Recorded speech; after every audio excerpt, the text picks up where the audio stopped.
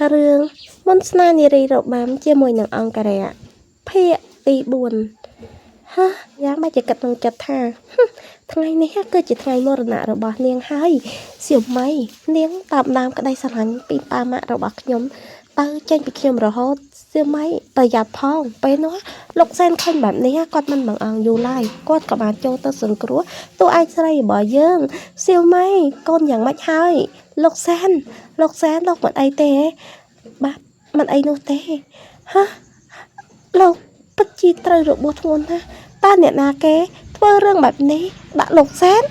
អ្នកណាគេហ៊ានធ្វើបែបនេះដាក់ពេលនោះតួឯកស្រីរបស់យើងខឹងខ្លាំងមែនទែនរីឯឪពុករបស់ទូសីរបស់យើងក៏បានឲ្យអ្នកនៅក្នុងផ្ទះហ្នឹងមេការនៅក្នុងផ្ទះហ្នឹងគឺបានស៊ើបសួរគាត់ថាមានស្រីបំរើម្នាក់ដែលថាឈ្មោះថាស៊ូហ្វីហ្នឹងបាននិយាយថាអ្នកស្រីកញ្ញាយ៉ាងហ្នឹងគឺជាអ្នកធ្វើអញ្ចឹងណាចាដែលជាប្អូនស្រីរបស់តួឯកស្រីយើងហ្នឹងចាពេលនោះឪពុករបស់គាត់ហ្នឹង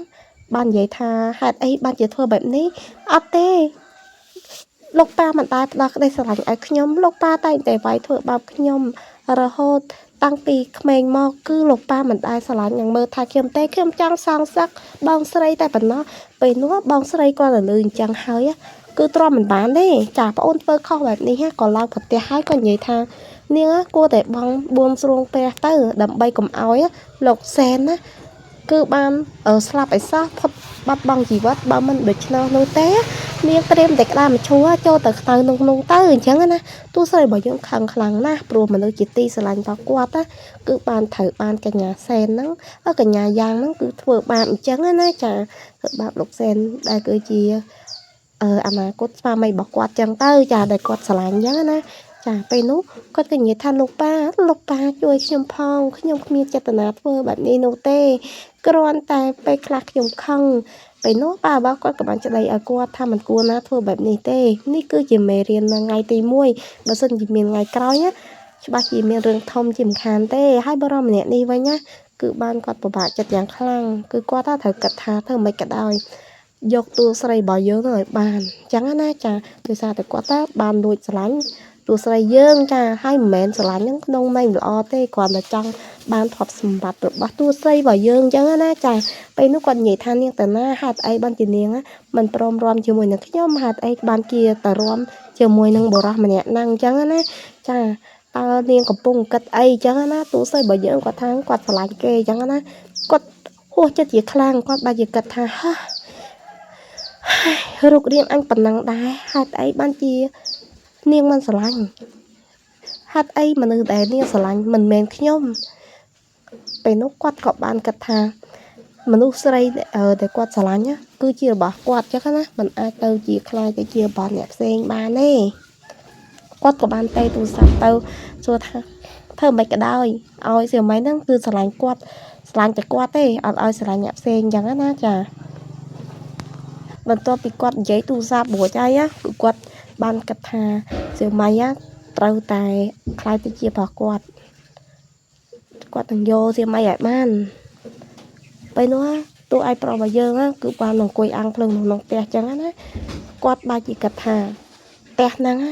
គឺជាផ្ទះតួស្រីរបស់យើងហ្នឹងគឺជាផ្ទះសត្រូវរបស់គាត់ដែលសម្លាប់ឪពុកម្ដាយគាត់កាលពីគាត់នៅ20ឆ្នាំមុនហើយថ្ងៃនោះដែរគឺថាពុកម្ដាយរបស់គាត់ហ្នឹងត្រូវបានគេដុតបំផ្លាញខ្ទេចខ្ទីអស់តែម្ដងនៅក្នុងផ្ទះហ្នឹងណាចាគឺគាត់ថាចង់ចាំមិនភ្លេចនោះទេនេះគឺជាសត្រូវស៊ូពូជតែម្ដងហើយតួឯកប្រុសរបស់យើងហ្នឹងអង្គុយពិបាកចិត្តខ្លាំងណាស់ដោយសារតែអតីតកាលនៅចង់ចាំនៅក្នុងចិត្តរបស់គាត់ជារៀងរាល់ថ្ងៃដែលបានធ្វើឲ្យគាត់ណាដេកក៏មិនសុខដែរដោយសារតែជួបរឿងបែបហ្នឹងចា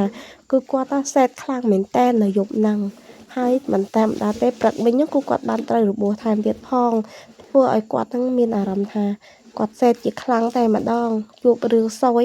គ្រប់បែបយ៉ាងទាំងអស់នៅក្នុងឆាកជីវិតរបស់គាត់ហ្នឹងភ្លាមនោះអំពូលភ្លើងក៏បានបើកតួស្រីរបស់យើងក៏បានដើរត្រាក់ចុះមកដល់គាត់ក៏បាននិយាយថាលោកសែនតើលោកនៅក្នុងបន្ទប់ទេពេលនោះគាត់ក៏បានឃើញថា ទូស្រីបើយើងនឹងគឺបានដើរមកគាត់ក៏បាននិយាយថានៅខាងក្រៅភ្លៀងខ្លាំងណាស់ខ្ញុំពិតជាខ្លាចភ្លៀងណាស់មានកោមានផ្ទះគឺខ្ញុំខ្លាចគឺខ្ញុំចង់ដេកអោបលោកតើបានទេពេលនោះតួឯកប្រុសដែលយើងនិយាយថាមិនសមនោះទេគាត់គឺជាអង្គរៈមិនក៏មិនសមគឺខ្ញុំចង់ដេកអោបលោកតើបានទេខ្ញុំខ្លាចពេលមេឃភ្លៀងខ្លាំងណាស់ខ្ញុំមិនចង់ដេកម្នាក់ឯងនោះទេតួឯកប្រុសយើងក៏បានថាមិនអីទេបើនាងមិនគិតអីអញ្ចឹងខ្ញុំដេកអោបនាងមួយយប់ក៏បានដែរគាត់ថាខ្ញុំសប្បាយចិត្តណាស់ដែលលោកនៅរស់បើសិនជាគ្មានលោកខ្ញុំមិនដឹងថាគិតយ៉ាងម៉េចនោះទេយីទៅជាអញ្ចឹងទៅអេដមីនពិតជាមិនយល់សោះ